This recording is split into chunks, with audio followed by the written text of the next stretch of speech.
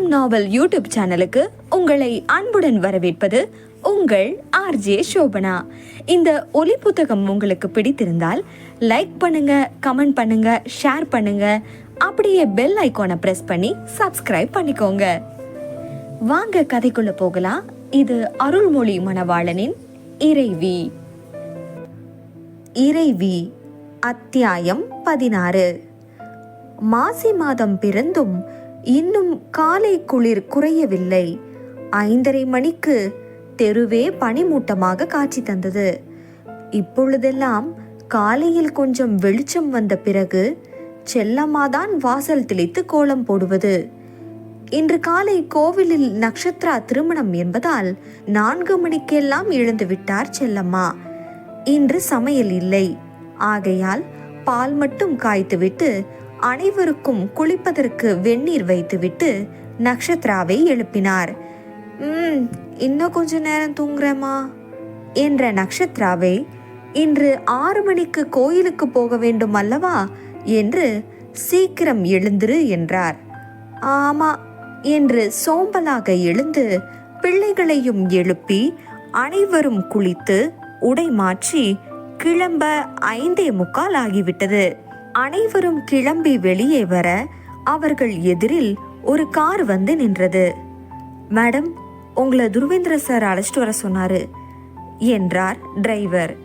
பக்கத்துல இருக்கிற கோயில் தானே, எதுக்கு காரு என்று அவள் தயங்கி நிற்க, செல்லம்மா பரவாயில்ல ஏறு, நம்ம சீக்கிரம் போகலாம் என்று அவசரப்படுத்தினார். கோவிலில் வந்து இறங்கியவர்களை வரவேற்றது பட்டு வேஷ்டி சட்டையில் நின்ற துருவேந்திரன் தான். அவன் வாங்கி கொடுத்த புடவையில் மல்லிகை சரம் ஒரு பக்கம் முன்னால் சரிய, 2 கைகளிலும் 2 குட்டி தேவதைகளை அழைத்து கொண்டு நடந்து வரும் அப்சரஸ் போல நக்ஷத்ரா அவன் கண்களுக்கு தெரிந்தாள். 2 குட்டி தேவதைகளும் 2 குடுமி போட்டு 2ஐயும் மல்லிகை பூ பாலம் கொண்டு இணைத்து பட்டு பாவாடை சட்டை அணிந்து பாத சலங்கை ஒளி எழுப்ப அன்னம் போல் அவள் கைப்பிடித்து நடந்து வந்தார்கள். மூவரையும் கண்டு மூச்சு விடவும் மறந்து நின்று கொண்டிருந்தான் துருவேந்திரன். இவன் நிலைமை இப்படி இருக்க, காரில் இருந்து இறங்கிய நக்ஷத்ரா பட்டு வேஷ்டி சட்டையில் ஆஜானுபாகுவாய் எதிரில் நின்ற துருவேந்திரனை கண்டதும், இவர் என்ன மாப்பிள்ள மாதிரி நிற்கிறாரு, இவருக்கா கல்யாணம் என்று நினைத்தவாறே அவனை நோக்கி நடந்தாள். அவனின் அருகில் நின்ற தர்மராஜ் தன் மகனின் தோளை தொட்டார். அவர் தொட்டதும் நிகழ்காலத்திற்கு வந்த துருவேந்திரன் தன் எதிரில் நின்ற குழந்தையை தூக்குவதற்கு குனிந்து கை நீட்ட, ஆதிரா அவள் அன்னையின் கையை பிடித்து அவள் பின்னால் ஒளிந்து கொண்டாள். ஆதினி கையை தூக்கி கொண்டு தூக்க அனுமதித்தாள். தர்மராஜ் அனைவரையும் வரவேற்று உள்ளே அழைத்து செல்ல மகனிடம் பணித்தார். துருவேந்திரன் ஆதினியை தூக்கி கொண்டு முன்னால் நடக்க, நக்ஷத்ரா ஆதிராவை தூக்கி கொண்டு அவள் பின்னால் நடந்தாள். மூலஸ்தானம் அருகே துருவேந்திரனின் தாய் காவேரி அமர்ந்திருக்க, தன் மகன் குடும்பமாய் நடந்து வருவது மகிழ்ச்சியை தந்தது. அகம் மகிழ்ந்து காவேரி நக்ஷத்ராவை பார்த்து வாமா என்று வரவேற்று அவள் கையில் உள்ள குழந்தையை கேட்க அவள் அவரின் மடியில் உட்கார வைத்தாள். ஆதிராவும் சமத்தாக அவரின் மடியில் அமர்ந்து கொண்டாள். துருவேந்திரன் தன் கையில் இருந்த ஆதினியை தன் தந்தையிடம் கொடுத்துவிட்டு சாமியின் முன் வந்து நின்றான். அலுவலகத்தில் இருந்து அனைவரும் வந்திருந்தனர். செல்வி நக்ஷத்ராவை அழைத்து கொண்டு துருவேந்திரனின் அருகில் நிறுத்தினாள். அவளும் செல்வியுடன் பேசிக்கொண்டே நிற்க, அவள் கழுத்தில் மல்லிகை பூ மாலை வந்து விழுந்தது. என்ன என்று நிமிர்ந்து பார்க்க, துருவேந்திரன் அவள் கழுத்தில் தாலி செயின் அணிவித்தான். அவள் அதிர்ந்து பின்னால் நகர செல்வி அவளை பிடித்து நிறுத்தினாள். அனைவரும் அர்ச்சதை தூவி ஆசீர்வதித்தனர். நக்ஷத்ராவிற்கு கண்கள் கலங்கியது. ஏன் இப்படி என்று அவள் நினைக்க கண்ணீர் வழிந்தது. ஐயர் குங்குமம் கொடுத்து அவள் நெற்றியில் வைத்துவிடக் கூற, ஒரு கையால் அவள் நாடி பிடித்து மறு கையால் அவள் நெற்றியில் குங்குமம் வைத்து விழிநீரை துடைத்து விட்டான். வந்தவர்கள் அனைவரும் வாழ்த்துக்கள் கூற அனைவரையும் காலை உணவு உண்ண செல்லுமாறு உணவகத்திற்கு அனுப்பி வைத்தான். அனைவரும் சென்றதும் திரும்பி நக்ஷத்ராவை காண அவளோ பயத்தில் செல்லம்மாவின் கைப்பிடித்து ஒன்றிக்கொண்டு நின்றாள். 2 கார்களில் உணவகம் சென்று காலை உணவை முடித்து துருவேந்திரனின் வீட்டிற்கு வந்தார்கள் அனைவரும். இருவரையும் ஆரத்தி எடுத்து வீட்டிற்குள் அழைத்தார் காவேரி அம்மா. அதன் பின் பூஜை அறை சென்று நக்ஷத்ராவை விளக்கேற்ற சொன்னார்.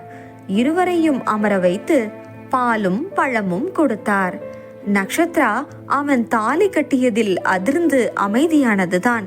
அதன் பிறகு ஒரு வார்த்தையும் அவள் பேசவே இல்லை. சாவி கொடுத்த பொம்மை போல் சொல்லும் வேலைகளை செய்து கொண்டு தலை குனிந்து அமர்ந்திருந்தாள். ஆரம்பத்தில் இருந்து அவளை கவனித்துக் கொண்டிருந்த துருவேந்திரன் அவளின் அமைதியை கலைக்க அவள் கரம் பற்றி சிறிது அழுத்தம் கொடுத்தான். அந்த அழுத்தத்தில் நிமிர்ந்து அவனை காண அந்த கண்ணில் என்ன கண்டானோ அவன் அமைதியானான். அவளின் மௌனம் அவனை கொன்றது. சுற்றி பார்க்க தாத்தா பாட்டிகளுடன் குழந்தைகள் இருவரும் ஐக்கியமாகி விளையாடி கொண்டிருந்தார்கள். துருவேந்திரன் நக்ஷத்ராவின் கைப்பற்றி கீழே உள்ள தன் அலுவலக அறைக்கு அழைத்துச் சென்றான்.